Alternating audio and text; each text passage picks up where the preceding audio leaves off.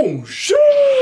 Le brevet approche et l'oral qui va avec aussi, je te propose que nous parlons de cet oral concrètement, parce que je trouve que sur les ressources que j'ai consultées jusqu'à présent, on n'en parle pas assez. Commençons donc par la forme que je n'ai pas. On va distinguer le fond, c'est-à-dire le contenu de ton oral, avec la forme. C'est exactement comme un cadeau, un bel emballage fait tout de suite bonne impression, même si le cadeau est pas fou. Tu donneras toujours une bonne impression de toi-même en ayant une tenue vestimentaire adaptée pour l'occasion. Afficher clairement que tu préférerais être en vacances n'est pas un signe de respect envers ton jury lors de cette épreuve. Dire bonjour et sourire cordialement en entrant dans la salle et ou en commençant ton oral est toujours bienvenu. Au même titre qu'un langage corporel qui indique de l'ouverture et du respect plutôt qu'un enfermement sur soi et une certaine nonchalance. C'est aussi valable pour l'entretien, évite les bras croisés lorsque le jury te pose des questions. Pour t'entraîner sur l'oral, tu disposes sûrement d'une greffe portative connectée, autrement appelée smartphone, qui va te permettre de t'enregistrer et ou de te filmer. Observe comment tu occupes l'espace, est-ce que tu restes coincé dans un coin, est-ce que tu te balances en parlant, est-ce que tes bras bougent de façon bizarre, autant de choses que tu vas pouvoir observer sur cette vidéo. Cet entraînement te permettra donc d'analyser ton langage corporel, mais aussi des tics de langage, ces petits trucs qu'on répète tout le temps sans faire attention. En consultant ton enregistrement et ou ta captation vidéo, tu vas te rendre compte que tu es capable de battre le record de débité en une seule minute. Ton objectif va donc être d'éliminer au maximum ces petits mots qui pourrissent un discours. On va même se faire une petite liste des mots à éviter. Alors on commence avec voilà quoi, genre, alors, cool, stylé, grave. Enfin, grave, si tu parles de musique, aigu, grave, ça passe, mais grave, c'est... J'adore grave, c'est grave bien. On évite. Bof, chose, lol, ouais, ok, du coup, je kiffe trop, vachement, merde, merde... Excusez-moi. MDR, wesh, survalide, de base, c'est ouf. Et j'en passe et des meilleurs. Le pire, c'est sûrement quand on a le combo « Ah ouais, j'ai grave kiffé quand on a fait ça, c'était vachement cool ».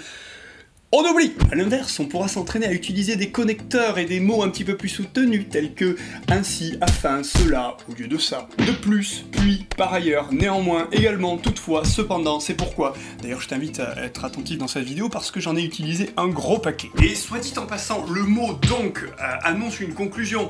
Donc, commencer une phrase par le mot donc, et ça n'a pas de sens. Vous aurez remarqué que dans la phrase précédente, j'ai énoncé une évidence que j'ai suivie par donc pour amener une conclusion. Un parfait exemple de l'usage de donc. Petit exemple calme comme ça, c'est cadeau. Pour finir sur le vocabulaire, le jury attend un langage soutenu, comme nous venons de le dire, mais également un vocabulaire technique. Selon le projet que tu choisis de présenter, EPI, rapport de stage, etc., il faut essayer de sélectionner des mots de vocabulaire précis par rapport à ton projet. Si tu parles de musique, il va falloir employer des termes de vocabulaire musicaux et donc connaître leur définition. Parce qu'utiliser des mots pour des mots, quand on connaît pas leur définition, ça craint un petit peu. Si on revient à ton enregistrement et ou ta captation vidéo, tu vas te rendre compte de la façon dont tu articules ou pas. Quand on est un peu stressé, on a tendance à parler un petit peu plus vite et à beaucoup moins articuler, ce qui est quand même très problématique, surtout que il faut tenir 5 minutes, donc attention à la vitesse de ton débit, attention à l'articulation. Tu vas aussi peut-être te rendre compte de la monotonie de ta façon de parler. Est-ce que tu parles toujours sur le même ton? Bonjour, je m'appelle Nicolas, je suis youtubeur, enfin j'essaie mais ça marche pas trop, bon mais c'est comme ça, c'est la vie.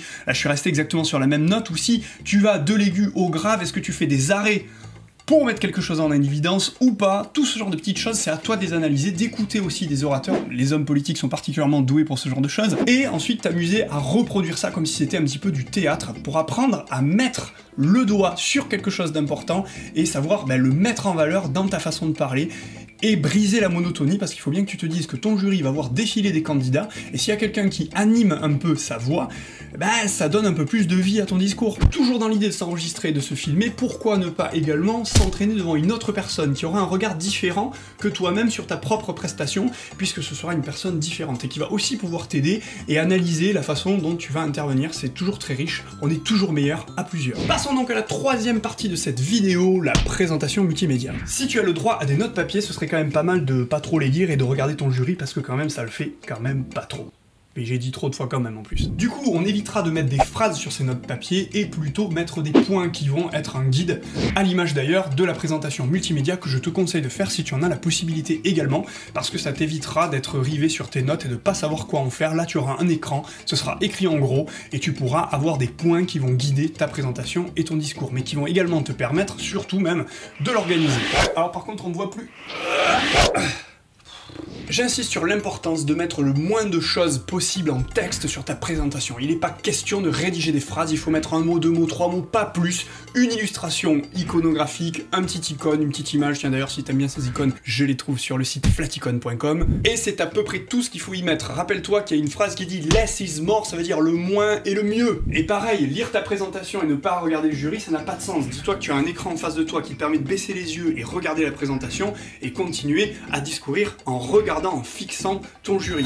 Oui, quand je dis fixer, t'as qu'à regarder les cheveux par exemple, hein, mais fixer droit dans les yeux comme ça, c'est un petit peu intimidant.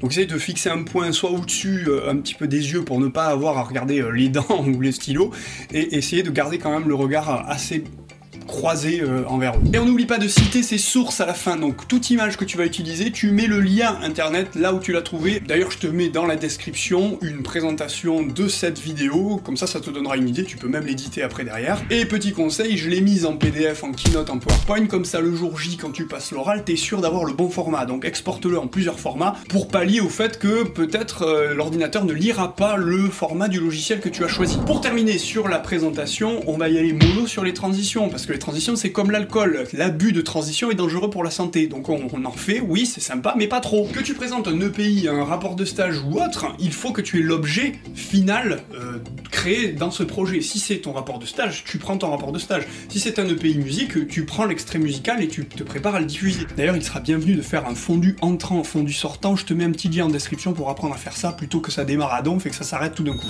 Donf, on met pas non plus à l'oral. Bon, j'ai déjà été assez long, donc je n'aborderai pas la façon d'organiser son discours, son oral et les questions du jury, comment y répondre, comment s'y préparer.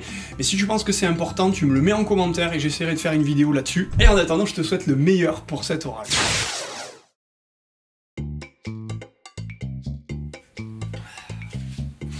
Ah bah, vous êtes toujours là? Bon bah j'en profite pour remercier le collectif Mediapason dont je fais partie, des vidéastes musicaux, mais je veux aussi remercier La Catapulte, qui est une plateforme qui met en avant des petits vidéastes comme moi, donc ça c'est quand même vachement sympa. Je n'oublie pas non plus Talentube, qui est aussi une chaîne YouTube qui met en avant les petits créateurs. Et pour finir, tu trouveras dans la description et sur la bannière de ma chaîne YouTube un lien vers une plateforme qui s'appelle Utip, qui permet de soutenir le projet de cette chaîne. Il te suffit de regarder une vidéo, et quand tu regardes une vidéo, bah moi je gagne 5 centimes.